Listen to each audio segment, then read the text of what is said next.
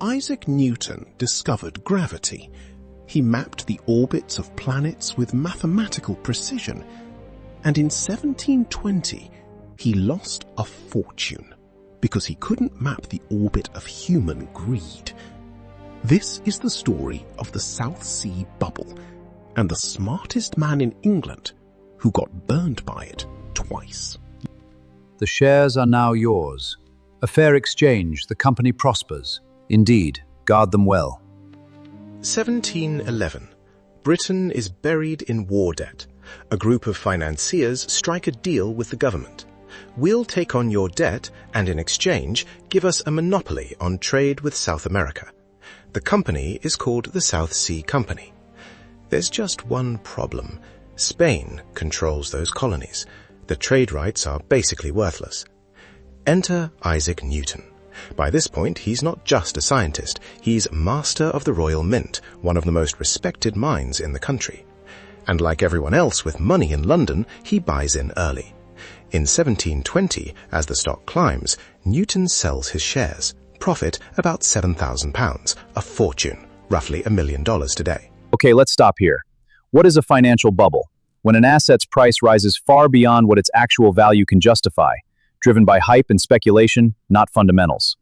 Eventually, reality catches up. Prices collapse. Every bubble ends the same way. The SSC chart is climbing. A new high, just as I foresaw. The momentum is unstoppable.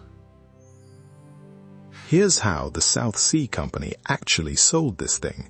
Step 1. They convinced government bondholders to swap their debt for company stock. Step 2.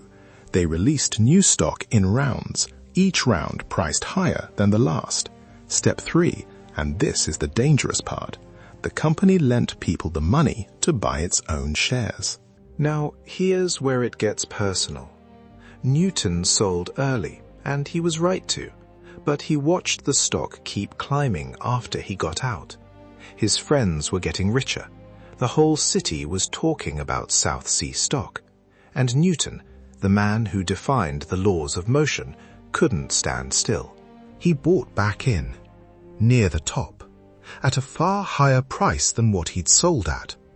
Some accounts say he invested even more heavily the second time, determined not to miss the rest of the ride. Let me explain what FOMO, fear of missing out, means. In markets, it drives herd behavior. People buying not because of research, but because everyone around them is buying and getting rich. These ancient tomes hold secrets. Here, the prophecy is revealed. The alignment of stars and fates. By summer 1720, South Sea stock had rocketed from around £128 to over 1,000. Then reality arrived. There were no hidden riches, no secret trade deals, just debt, hype, and leverage. The stock crashed back down by the end of the year. Thousands of investors, lords, merchants, ordinary people, were wiped out.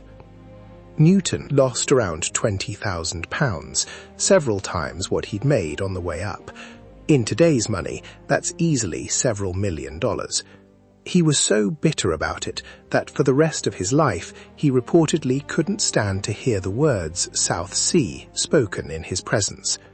Markets don't punish stupidity. They punish emotion. Even the smartest man alive wasn't immune. Are you sure you are? Eventually, reality catches up. Prices collapse. Every bubble ends the same way. Thanks for watching. If the history of money and wealth fascinates you as much as it fascinates me, don't forget to subscribe. There's a lot more madness where this came from.